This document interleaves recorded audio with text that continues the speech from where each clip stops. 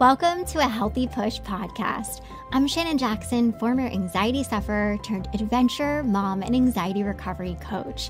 I struggled with anxiety, panic disorder, and agoraphobia for 15 years.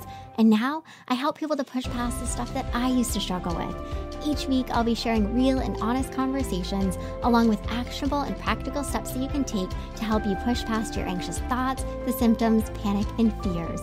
Welcome. You're right where you're meant to be.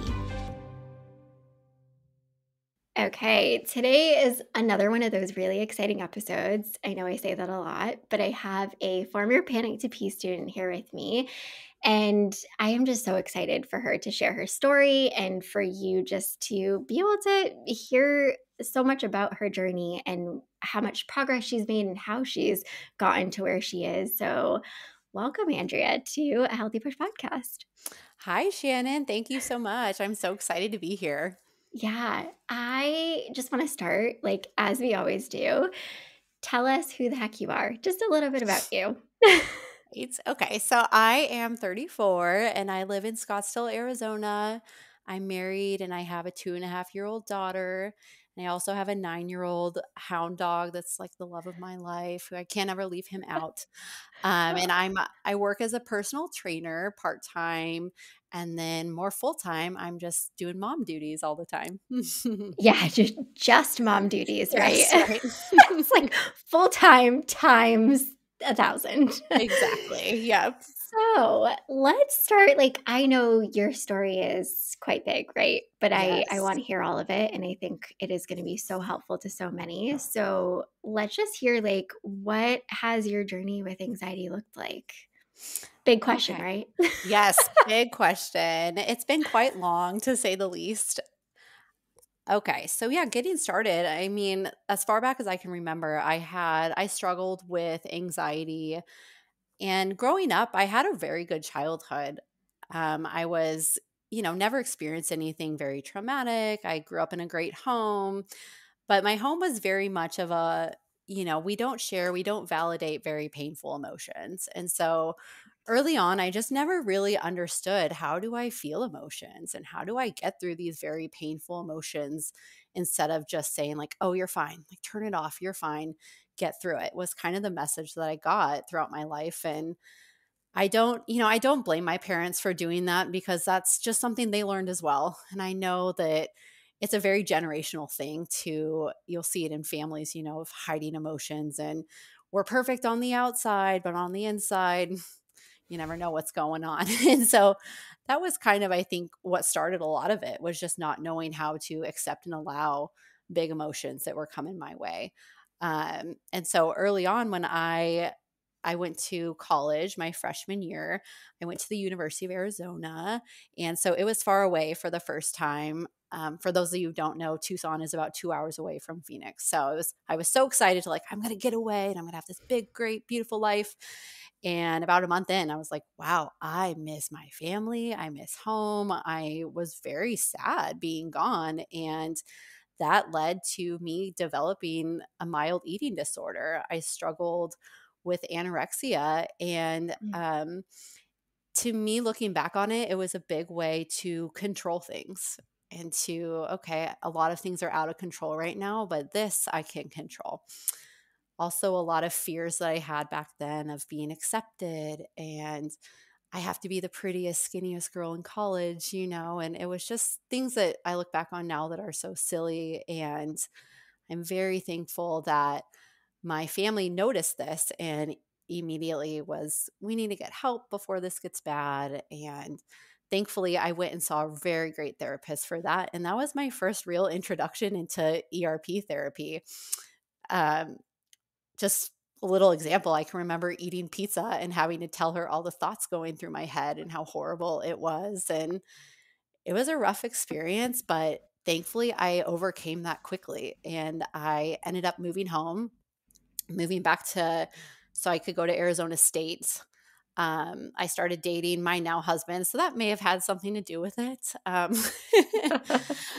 But yeah, the rest of my 20s, my early to mid 20s, I had a great time after that experience. That was some of the funnest times of my life that I look back on, and anxiety really wasn't an issue.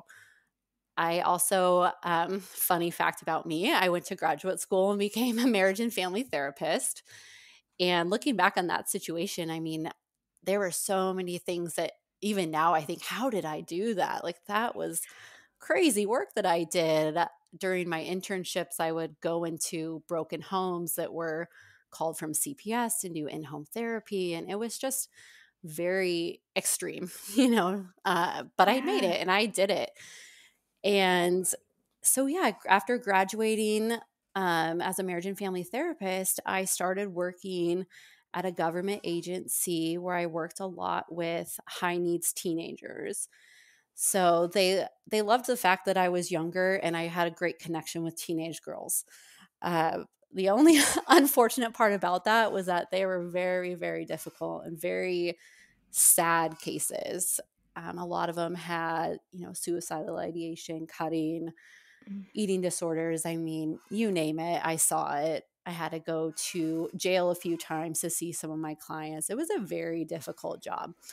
And the anxiety I felt then was more of on the lines of I would come home every night and worry about them. And Mm. I mean, I could cry thinking about some of them still because I wonder where they are, but it impacted me so much to a point that I had to quit because it was just too hard on me. And I think, as you know, Shannon, people with anxiety are some of the most compassionate and kind people, and we don't disconnect well when we have to hear other stories.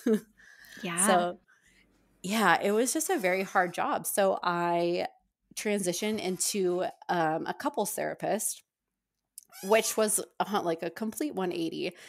And that leads me to my very first panic attack experience. Oh, wow. So, yes. So it's funny. I had never had a panic attack before this day, and I was always very confident. And being so young, it was always a little intimidating having people come in that were married and they had been married 20 years, and they look at me and they're like, "What do you know?"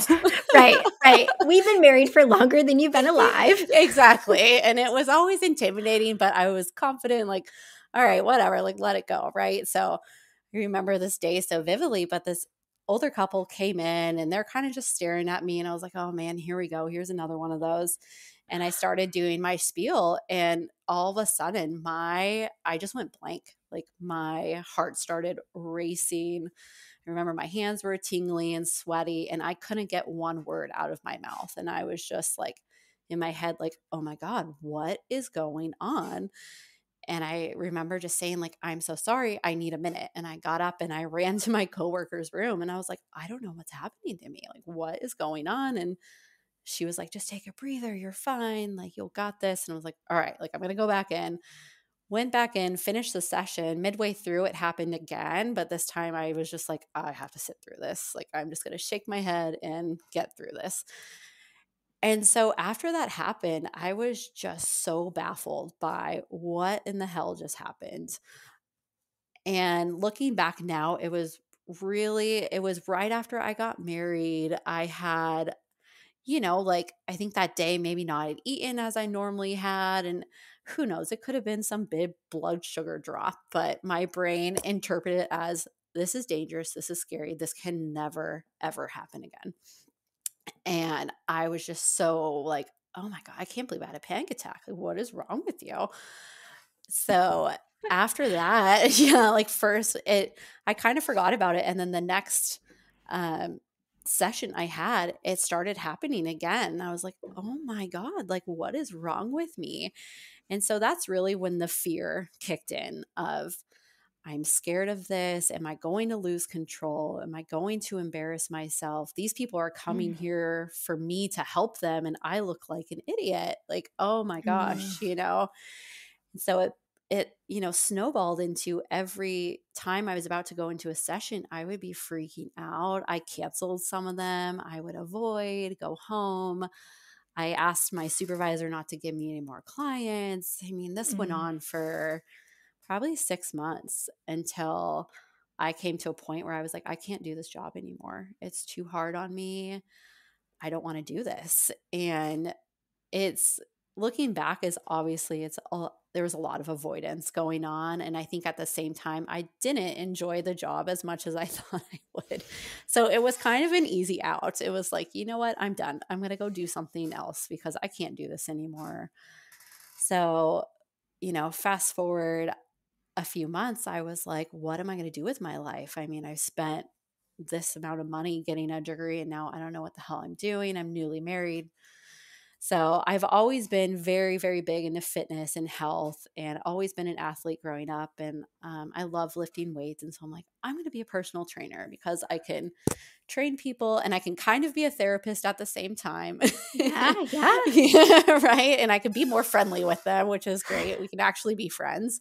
So I'm going to do that. And so I just got my little certification, and lo and behold, some old family friends had opened a gym just a few miles down the road, and I went in and talked to the owner, and he was like, "Yeah, come try it out. Let's see how you do." And so I started my own business, seeing personal like clients there, and grew it. And I mean, it's funny now thinking that panic attack was probably one of the best moments of my life because it brought me to my job now that I am so in love with and so thankful for. It's almost like it happened for a reason, right?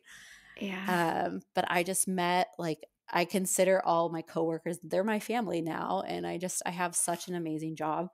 So, anyways, like, so that happened in about 2016, and I was good. Like, all the panicky kind of things just lifted off of me, and I was like, Mm. okay, I'm good. Like, it's gone, Yeah. and and so it's just funny how it just disappeared, and I was like, okay, that was the right move. I'll never have to deal with that again. Uh, Well, yeah, not so much. So, come 2018, end of 2018, and I'm sorry if this is hard for anyone to hear, but I did have a family member that died from suicide. And it was just a very, very triggering thing for me to go through because I had also had a couple clients when I was practicing therapy that also died by suicide. And it was so difficult to not think, what could I have done differently? Or, mm, you just kind of start thinking those things. And so that put me into a really weird headspace. And then this is where my OCD really just decided to shine through. So after this happened, I remember laying in bed one night and just trying to go to sleep and thinking about her and what happened. And a thought popped into my head of, well, what if I did that? What if mm, I became so depressed one day that I decided to do that? And it scared the shit out of me. Like, I remember just, and the whoosh came, and I was like, oh my God, because I've never thought like that. I've always very much enjoyed my life. And for somebody that's trained as a therapist to hear any suicidal ideation thought is like red flag, danger, like everything's going off in your brain, right? yeah. So I remember my husband wasn't in bed yet, and I ran over to him and I was like, I'm having weird thoughts. Like, what if this happened to me? Oh my gosh. And he was like, it's all right. Like, it's just, you're trying to deal with this. Just brush it off. Try to go to sleep. I'm like, okay. So, thus starts my reassurance kind of journey of, you would never do that, Mm, Andrea. Come on. You would never do that. And so the next morning, waking up, it was still there. This constant, what if you did that? And what if, what if, what if? And then the movies started playing in my head of, well, what if I got depressed? Or what if I went crazy? What if I lost control? mm. All those stereotypical Yeah. anxiety, Intrusive what ifs. thoughts. Yeah. Oh, intrusive thoughts to the max. Okay. So, yeah. So after that night that I talked to my husband, after having those really scary, intrusive thoughts, the next morning I woke up and I was still having them, and it was still constant what ifs. And to me, it was just very confusing because I've always loved my life. I've never thought about something like that. And my own personal views of that is, that's just something I would never do. And so for me to have those thoughts was so against my values that it was so scary to me. And so this kind of started my journey with what later I'd find out to be OCD.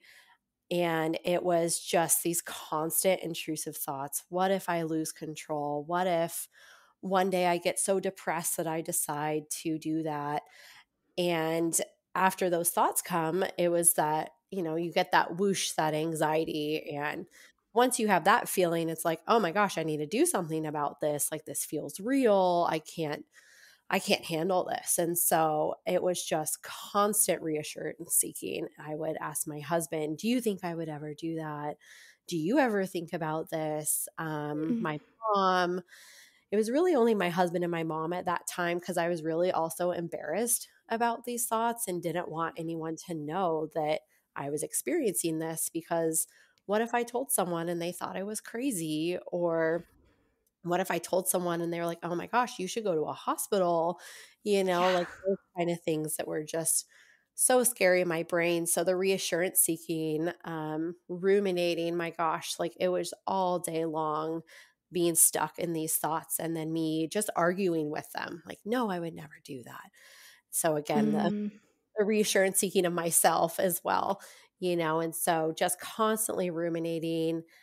Another thing I really fell into, and I am a religious person. I'm not a huge, huge, huge religious person, but praying constantly and promising God or higher power, like, I will never do that. I promise. Like, please take these thoughts away from me.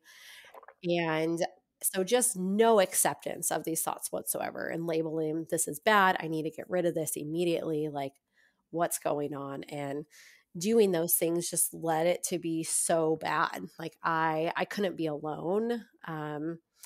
We have guns in our house. Those all had to be locked away. Cooking with knives was kind of a big deal. Even I remember cleaning and having intrusive thoughts about like drinking bleach. And I was like, what the heck? Oh my gosh, and along with thoughts, I also got a lot of images and movies, and those are, to me, they're like 20 times scarier than thoughts. And so I just really had no idea what was going on. And like any human, I tried to deal with it the best that I could and try to get rid of it, because I didn't want it and I didn't want this to happen.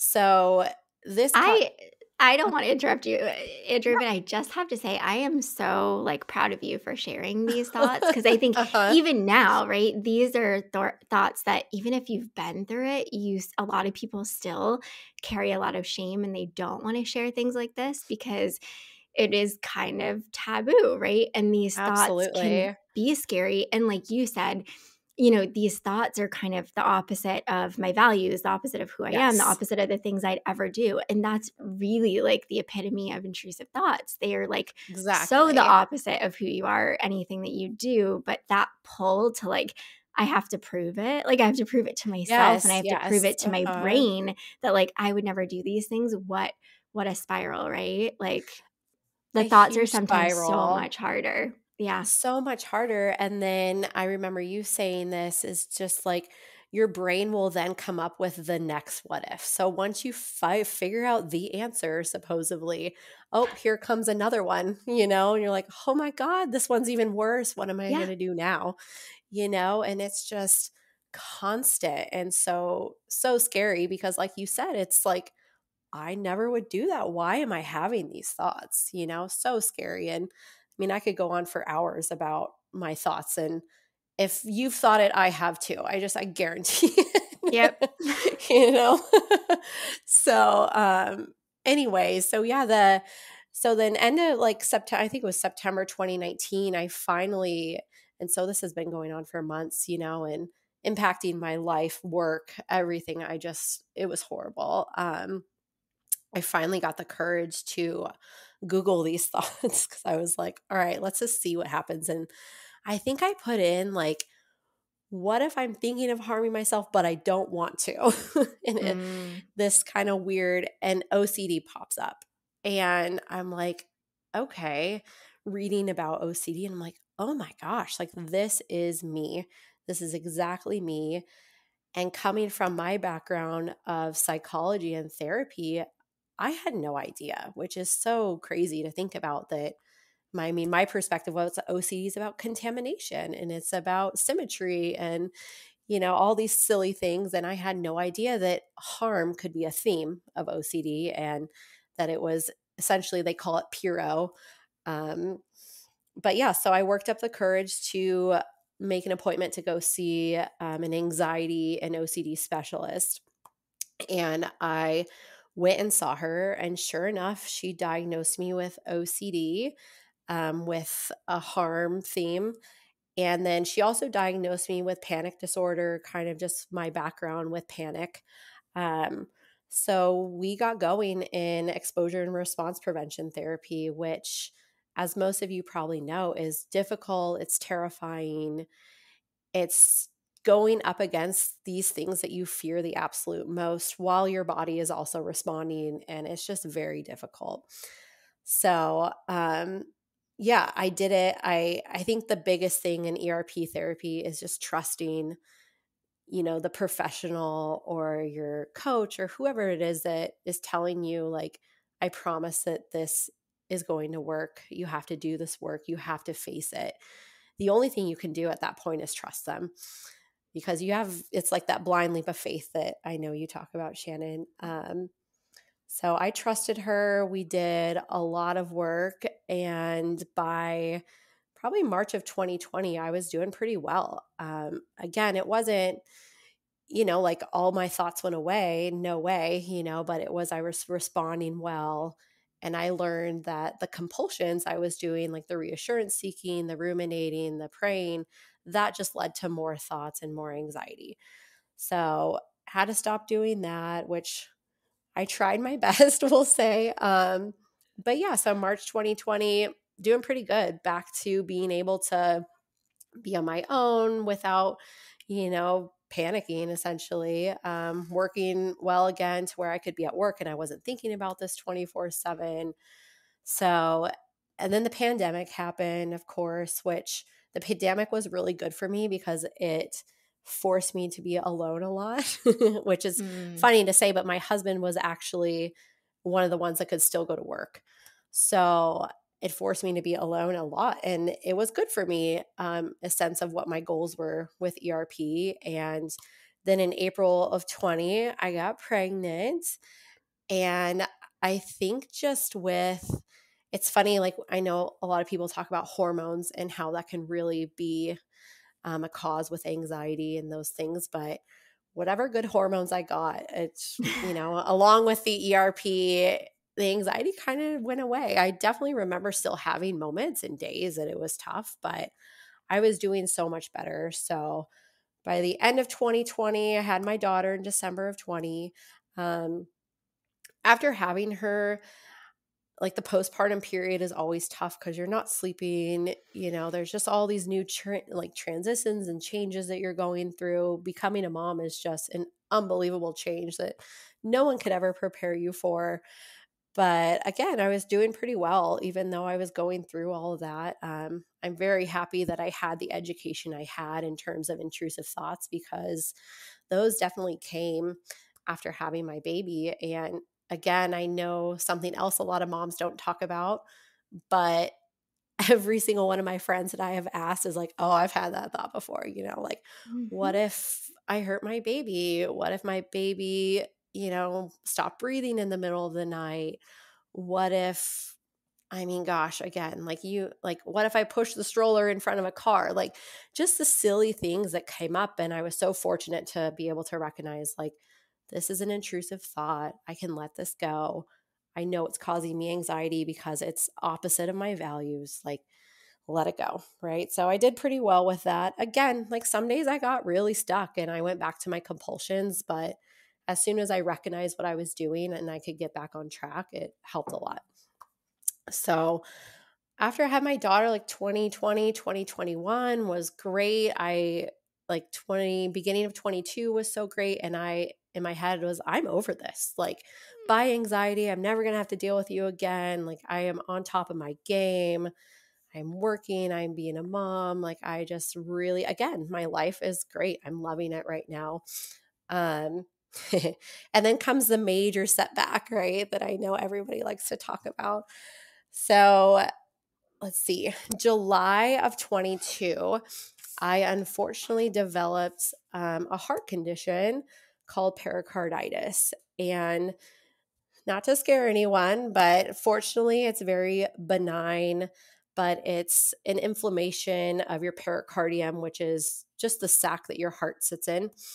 And honestly, the doctors were like, it could have been from a viral infection, a stomach bug, anything really. And being around a toddler 24/7, you're always sick. So they were just like, the stars aligned. And unfortunately, this is what happened. And just to add in a quick note, I was getting a lot of just pain in my heart. And I just want to reiterate, Shannon, I know you always say this, when it's something medical, you will know. When it's a panic attack, you will know. Because that night that I had to go to the ER because of what was going on, I specifically remember my husband being like, are you 100% sure this is not a panic attack? And I was like, I am 100%.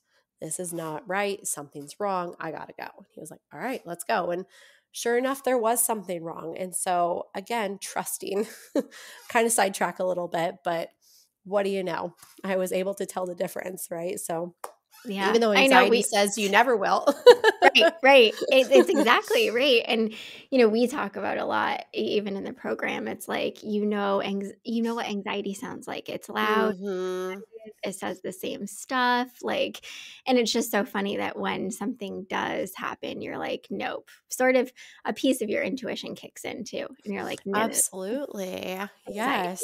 So it's good to know. Good side note, right? But Yeah. anyways, so because of the inflammation that was going on in my heart, the only thing to make it better was to stop exercising. You have to keep your heart rate down. You take a lot of ibuprofen, which no one would think would be healthy, but I guess it's okay. And then some other medications.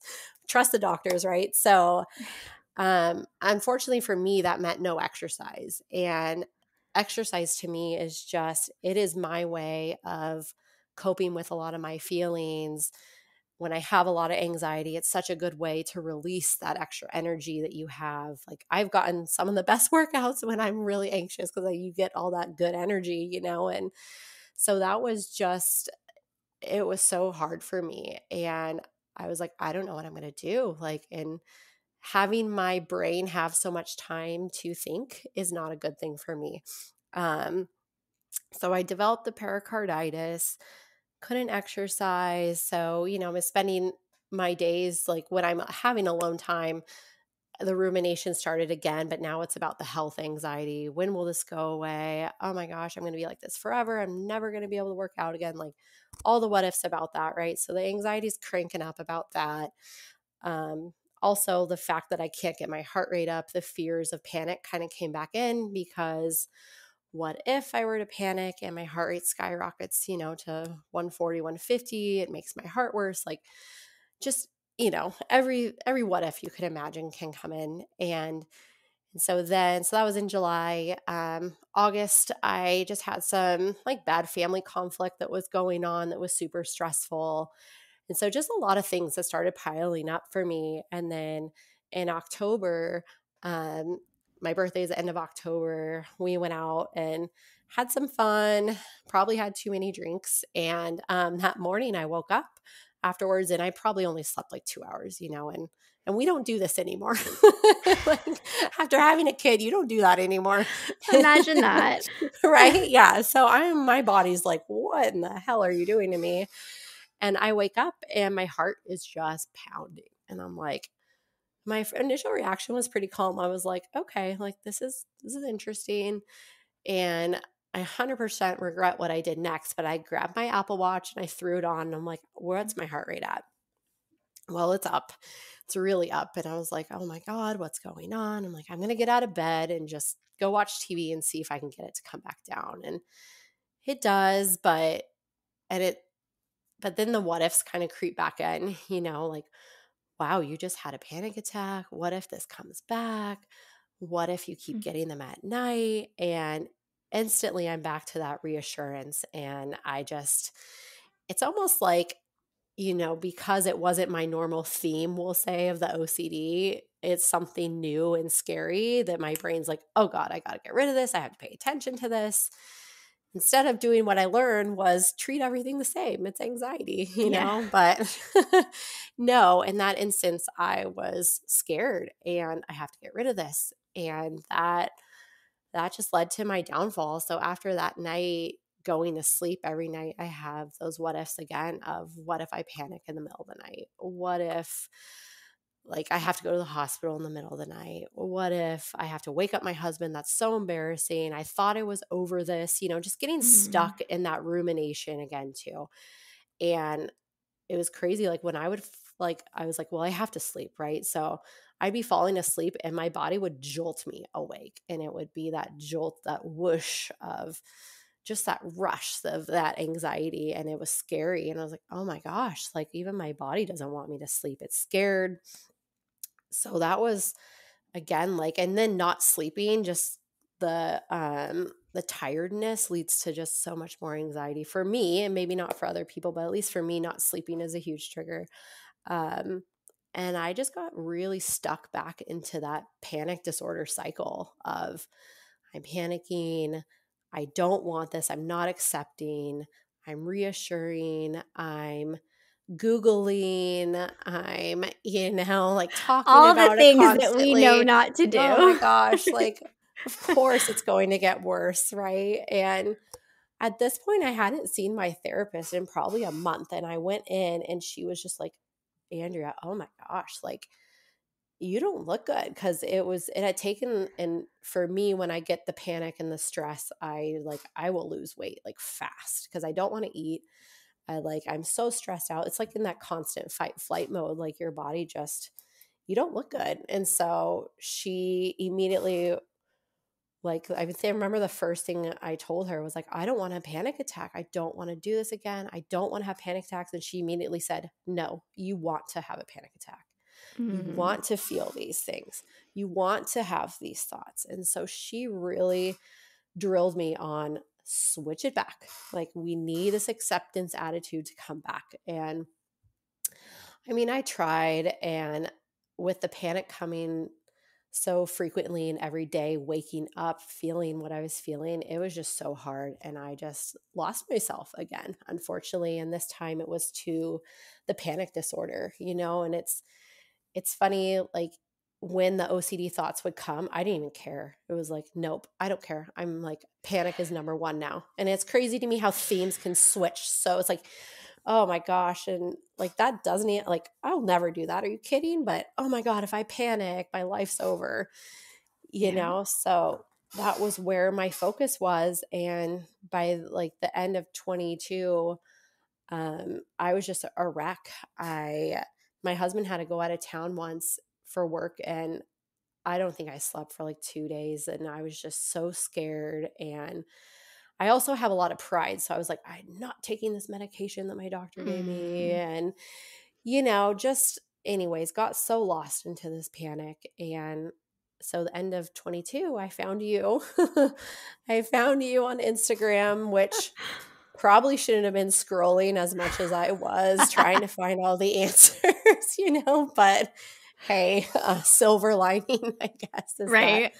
yeah, I found one of your posts, and it was one of the ones on you talking to your brain like during a panic attack. And I was like, oh my gosh, she gets it. Like, because I do feel like when you have this anxiety and panic, it's like there's a separate person in your brain talking to you. And I'm always like, am I crazy? Like, I feel like I have this other voice that's just screaming at me, like, get out. What are you doing? We can't do this. Like, you're gonna die. You're gonna faint. You're gonna like everything possible. And so to see you talking to your brain voice, I was like, oh my gosh, like I'm not crazy. Like this happens to other people too. And I should have known that already, obviously, with my past with OCD, but that just made me feel so much better knowing, okay, there's other people out there that are experiencing this. So that's what led Yeah. me to you. I am so glad. It's so funny how many people say that's how I found you, or that's how I first came across your Instagram, was the me versus brain reels. And I Mhm. really started doing them because I was like, I know how it feels to feel like nobody is struggling with this. Nobody has Yes. these thoughts. Nobody has these feelings. Nobody has these like insane worries and fears. And I was like, how can I show people, right? Because you Yep. can tell people all Mhm. day long, you're not alone. And even if you've experienced it before, you have like familiarity, but to be able to see it of like, oh shit, I'm actually not alone. And somebody does have, because anxiety tells all the similar stories. Like, when people will Yes, it say, Shannon, does. I have the Uh-huh. same exact thoughts. I have the same exact feelings, the fears. And I'm like, yeah, because anxiety is not very creative. Like it No, comes up it's not. with Yes. all the same stuff. I am so glad that you came across me in that way. That's so cool. Yes, right. Same thoughts, different scenarios, I guess. Mm. But yeah, so after finding you and looking at your classes, I was like, I'm going to do Panic to Peace. Mainly, like one of my biggest reasons was to have that community too, of just like we were just saying, having people that understand what you're going through, and so that you don't feel like you're so alone in this. Because for me, like I would say, like anxiety runs in my family, but not to a point that I have it. At least no one has shared that. Yeah. um, and then my husband is like the complete opposite, doesn't care. I love his story. He always tells me like he had a panic attack in a business meeting once, and he's like, oh, I just sat down and then it was fine. And he's like, and then when I was walking out, I was like, oh, that was weird. And then it never happened again. I'm like, seriously, like, how can I Right. get your brain, please? Like, how? How do you not How care? do Right. you not care? So I know it's difficult for him to completely understand. He's so supportive, but again, just to have people who have been through it and completely understand, that was huge for me. I had also done group therapy back when I was doing ERP work with OCD, and that was so helpful. So I started your Panic to Peace class, and initially, and I think that this is one of the hardest parts about recovery, is that things don't get better initially. Things usually get worse. Yep. Yeah, because you're trying to feel and you're trying to leave things alone and accept, and your brain doesn't like that. It's like, well, wait a second, what are we doing here? Like, no, we need to get rid of this. This isn't okay. So starting out for me in your class was really hard, in a sense of when you're teaching, leave the thoughts alone, leave the feelings alone. Like, I remember you saying, trust your body. Like, it's going to do what it needs to do and then go back to normal. And I was just like, are you kidding me?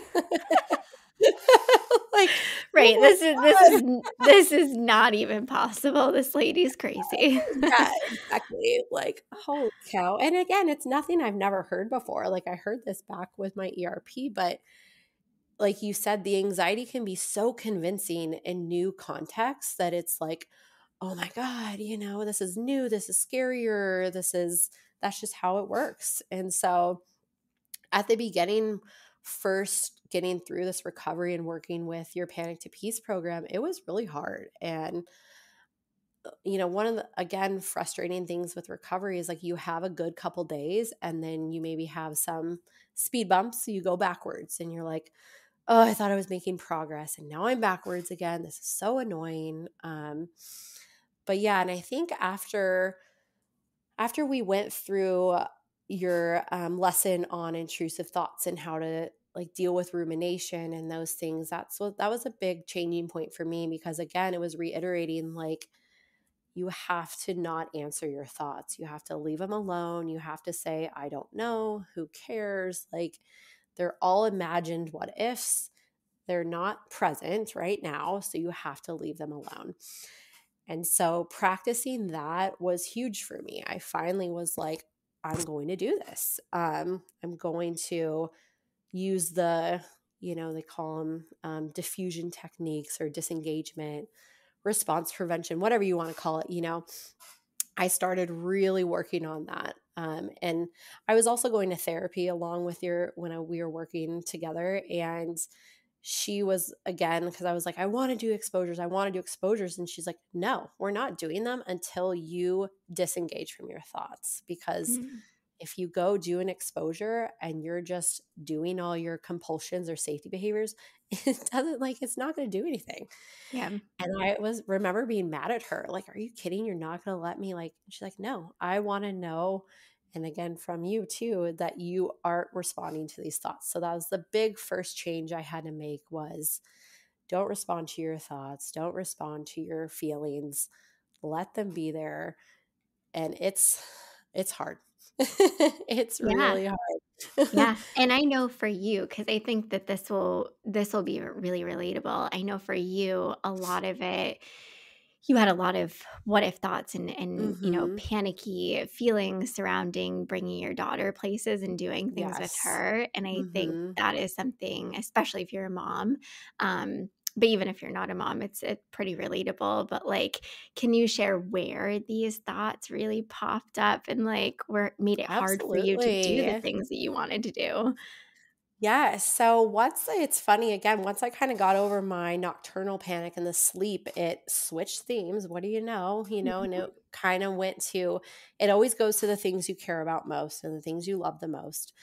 And I love my daughter, obviously. We go to swim class and gymnastics and just all these things that we do together. But now the anxiety was like, what if I panic at swim? What if you panic in front of all these moms? What if you panic and you can't take care of her, was a big one. Um, like, what if you panic and you just can't cope? And then my thoughts would drag me all the way to, you'll be in a mental hospital. You're going to lose custody of her. Your husband's going to divorce. I mean, Yeah. it was going there. So yes. So for me, going places with her, even driving in the car with her, was really difficult because I thought, like, if I panic, I'm doomed. Like, if I panic in these places, everything's going to go to shit pretty much. So the biggest one was, what if I panic at swim? And it's funny, if you've ever been to a toddler swim class, like, unfortunately, moms have to go in the pool too. So you go in the pool, you're kind of locked in this pool, and there's a big glass window. So all the other kids' parents are sitting on the other side of this window. And it's like, something happened, it'd be so embarrassing. And I would just freak out. Like, and this is, again, freaking out in my mind. So, like, I didn't really outwardly be freaking out. It was all the what ifs. And driving a swim class, like, my heart rate would be going crazy. I would get really, like, tingly, and just my brain was shouting at me, don't do this, don't do this, don't do this, turn around, we can't do this. And each time was just hard. But because I love my daughter so much, I'm like, I'm doing this. Like, you're not taking this away from me. And so I pretty much white knuckled through the swim classes and the gymnastics, and it was really hard. And so that was, I would say, the first thing that I worked on in regards to the recovery piece. And because it was so important to me to be able to enjoy going back to that again and enjoy just being alone with her. And so, my first go about with I don't know, who cares, going to swim class. And my therapist was like, can we do this exposure? I don't want you to call anyone, because I like to call people in the car to distract me when I'm having driving anxiety. Mhm. So get rid of those feelings, right? So she's like, I don't want you to call anyone. And she made me write out a script of my worst case scenario happening. And I had to read the script when I pulled up to class. And I just remember that first time getting out of the car, I was shaking, my legs were jelly, but something inside me that my therapist has always told me to do came out. And I finally was like, you know what? Bring it on. Like, I'm done with this shit. Bring it on. Give me that panic attack. Like, F it. I don't care anymore.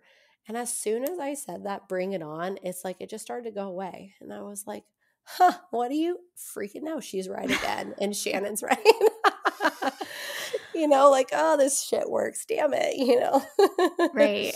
It is so hard though, because part of you, of course, you always have that resistance, that natural, like, I don't want to panic. Like, nobody is like, Mhm. let me panic, Yes, open the doors exactly. wide open. It's like, no, we have some resistance. But learning, dropping that, and actually it allows the anxiety to say, oh, hey, I guess you don't actually need me. And so I'll just be on my way. And it's like, wait, what? Yeah, What's happening? exactly. Like, what? Yeah. So I did that. And, after the first time, it definitely doesn't go away. Like, you have to keep working on this. So it wasn't like, oh, poof, I don't ever have anxiety about going to the classes anymore. Yeah. Like, no.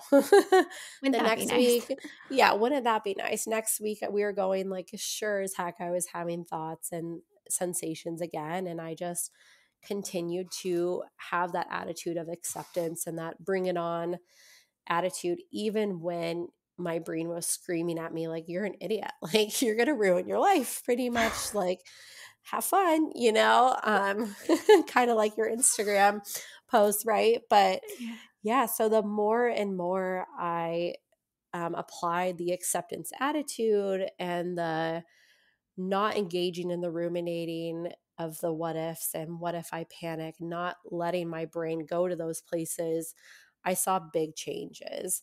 And I was able to go to the classes with her and finally just have fun, Mm. and yes, the thoughts, even to this day, I'll still get them, but it's more of, okay, maybe, like, and if it happens, I'll deal with it then, So that was a huge change for me for sure, but it took a lot of work to get there. It was a good month or two getting there after starting your class. And again, I've been in therapy this whole time too. So as soon as I decided, like, I'm buckling down, I'm going to do this, that's when things really started changing. Um, and then I noticed, waking up in the morning, I wasn't waking up in that, I don't know how else to describe it, but that fight flight kind of instant morning anxiety that I was having and instant feelings of doom of the day. It was kind of like I was just getting back to normal. And it wasn't this crazy celebration. It was just, oh, I feel good. Like, okay, Yeah. like this Yeah. is good. And I'm excited to go do these things with her. So that was great. Trying to think of what, but I mean, again, like, it was so cool to see you post like your wins in the Facebook mhm, group, and I know that's like a huge motivator, not just for yes, yourself, but for others, and for yes, you to be saying, no, I'm going to do what I want to do. I'm going to do the things that I really value, the things that are important to me. And I'm going to start just allowing anxiety to be there. And every time I saw your wins or when we talked, and I was just like, yes, yes, like keep going, because this is how you keep getting more motivation, more confidence. That's how you actually build that trust within yourself. Like, yep, and it unfortunately doesn't just happen. Like you've got to, take steps to even get more courage to do it again the next time and again the next time. But I just seeing like, your wins in the Facebook group, and it's just like, it's so good when you actually see people doing the work and yes, you can support mhm. them like in real time alongside of them. Like, Yes. so Uh-huh. cool. Yeah, and that was so motivating for me seeing people do their wins too and some people were doing big ones and meaning even I mean, but big in a sense of you left your house today and you haven't left your house in 2 years. Like that is huge, like awesome. Insane. Or Yeah. big that you went and traveled on a trip if that was big for you, like all of these wins are big and they should be celebrated, which I did struggle a little bit with that in a sense of, well, I'm just doing everyday things. Like big deal. I went to a class with my daughter. I went to the grocery store with her. I went to the park, like, and I really had to change that around because I'm not good at self-compassion at all. And that was also a super helpful lesson for me that you did in a sense of no, like just be nice to yourself and congratulate yourself on doing something that for you was really scary because um gosh, I don't remember like what podcast this was. I have listened to so many. I'm pretty sure it was in like a some podcast and it was a military guy and he was saying, he talked about like your worst day and somebody else's worst day. The scenarios may be different, but the feelings are exactly the same. And Mm, so that kind of hit home of like, like even though I'm scared and I'm feeling this way, another person that can do that every day, but maybe they're facing, a big presentation at work, like those feelings are the same. That anxiety is the same.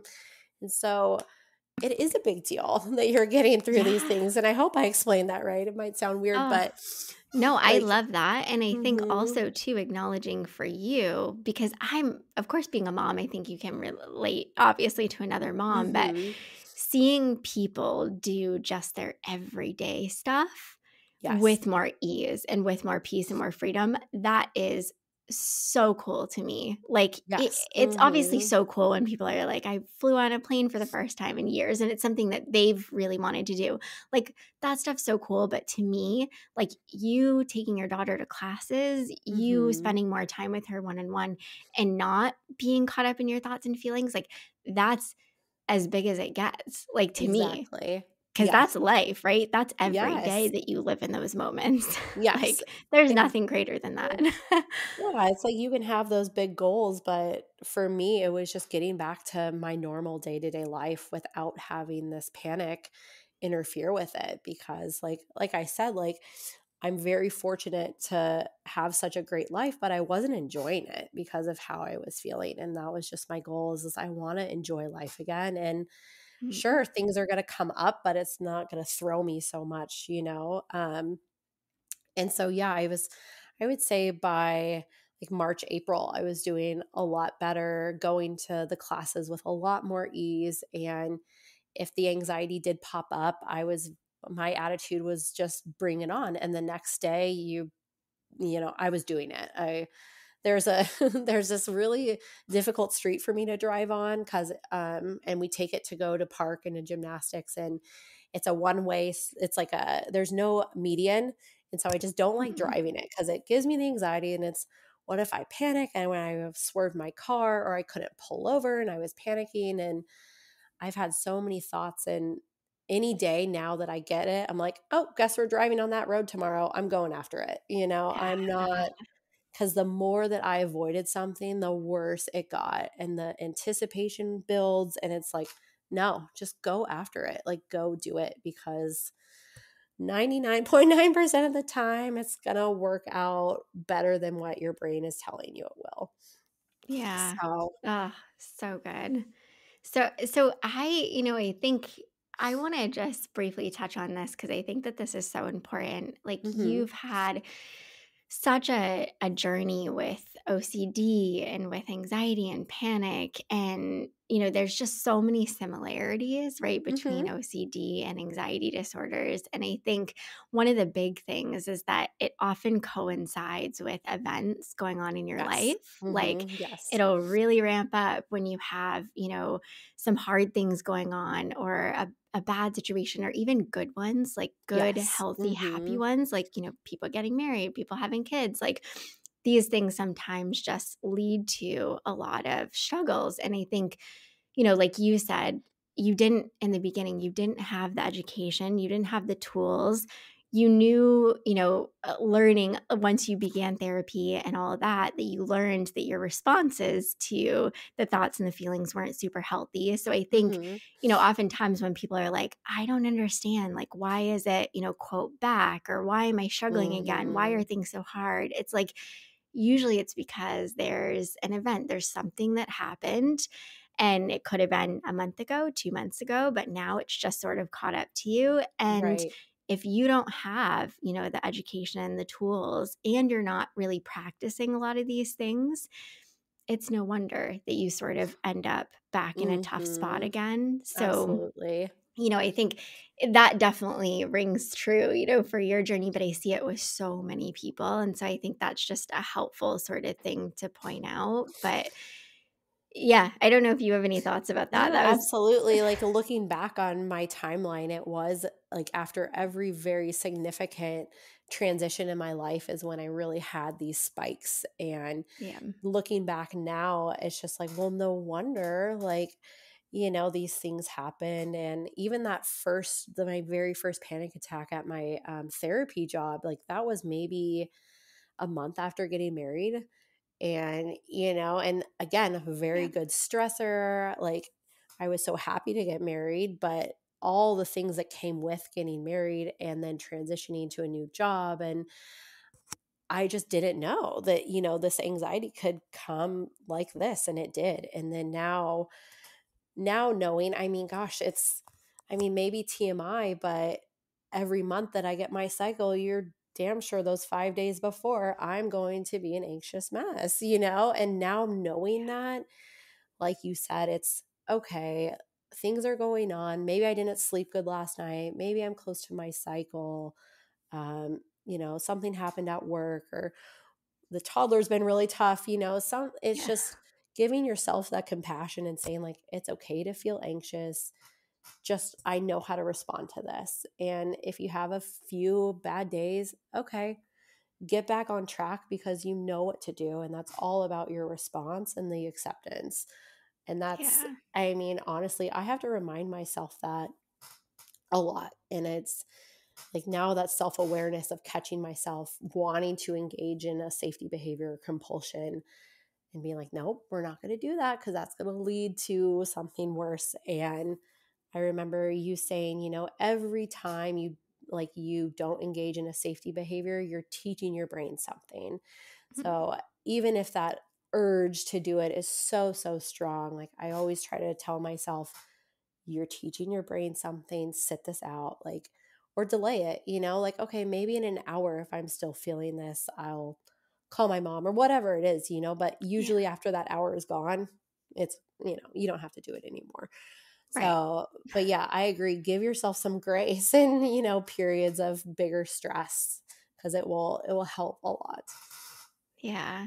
Uh, Andrea, I'm so incredibly proud of you. And, I know you started the program back in January of this year, Mm-hmm. 2023. And it's just been amazing, obviously, to support you, but to see your growth. And you just have such drive and motivation and like this will and determination. And I have so much confidence in you that, like, you're going to continue on this journey and continue to do so many amazing things. So I just appreciate you so much, your vulnerability, like you sharing this really hard stuff, because it is stuff that people are experiencing and they'll be able to relate to this. And that, hopefully a bit of that isolation, that thought of I'm alone and nobody else is struggling with this, that will go away a little bit. And I just appreciate you so much. You're so incredibly awesome and inspiring.